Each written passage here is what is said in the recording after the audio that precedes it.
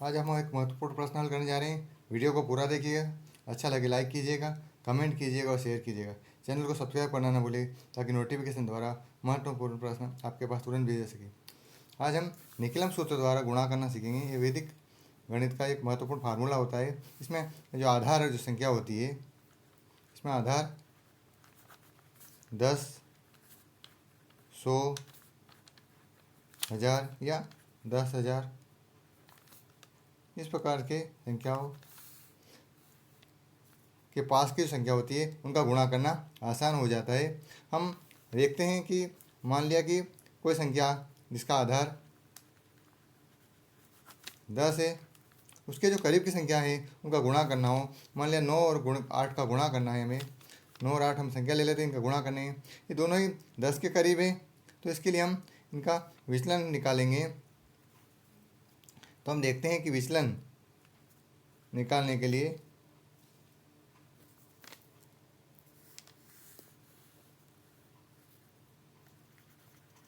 विचलन निकालते हैं। तो इस 9 में से 10 घटाएंगे तो 9 प्लस माइनस 10 तो आ जाएगा हमारे पास माइनस के 1। इसी प्रकार 8 प्लस माइनस 10 तो हमारे पास आ जाएंगे माइनस के 2।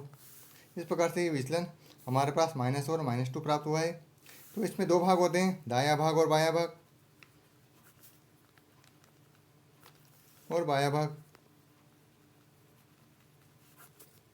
तो दायां भाग प्राप्त करने के लिए हम क्या करेंगे, इन दोनों विचलनों का गुणा कर देंगे।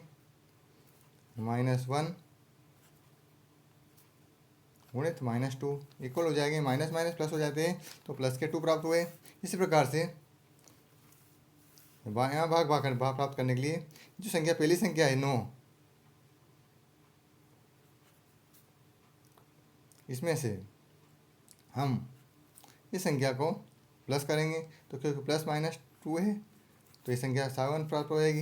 इसी प्रकार 8, इसमें प्लस करेंगे ये वाली संख्या -1 तो आ जाएंगे 7। तो इस प्रकार 7 और 2 प्राप्त हुए हैं। तो इस प्रकार से हमारा उत्तर जो आया है 9 गुणित 8 इक्वल हमारे पास ये बायां भाग पहले लिख लेते हैं और ये दायां भाग इधर लिख लेते हैं, तो 72 प्राप्त हुए। इस प्रकार से ये तो 8 9 72 तो हम आसानी से कर सकते थे। इस प्रकार से बड़ी संख्याओं का जब गुणा करना हो तो आसान हो जाता है। इसको हम एक अन्य सवाल द्वारा देखते हैं। मान लिया कोई संख्या आधार 100 के करीब है, इनका गुणा करने में समय लगेगा, तो इसमें हम इनको आसानी से हल कर लेंगे।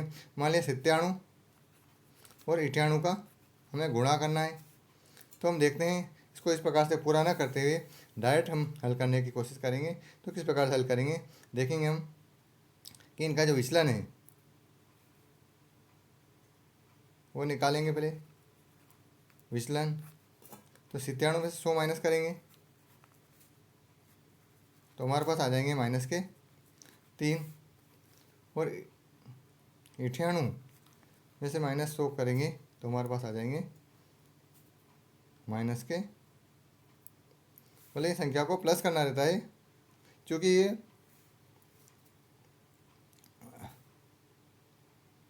हम तो इसमें आ जाएंगे -2। तो आगे देखते हैं कि प्लस और माइनस को किस प्रकार हल करेंगे। 97 में 100 गए तो -3 आए, 98 में से -100 गए तो 2 आए। अब हम इस प्रकार से हल करने के लिए इसको बायां भाग और दायां भाग जो निकालते हैं उसको हम डायरेक्ट लिख लेते हैं। तो लिखते हैं अपन 97 गुणित 98। तो इनका जो उत्तर आएगा इसमें हम डायरेक्ट लिख देते हैं। तो इन दोनों का गुणा करेंगे तो 3 दूनी हमारे पास आ जाएंगे 6,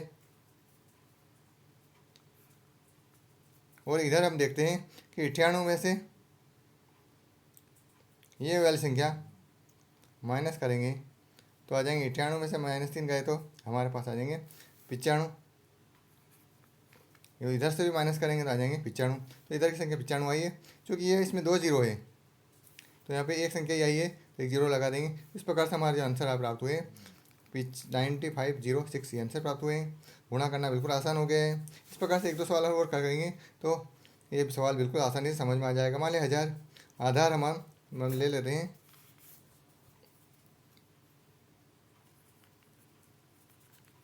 आधार हम ले लेते हैं 1000 के करीब को संख्या। आधार 1000 के करीब हम एक संख्या कोई ले लेते हैं।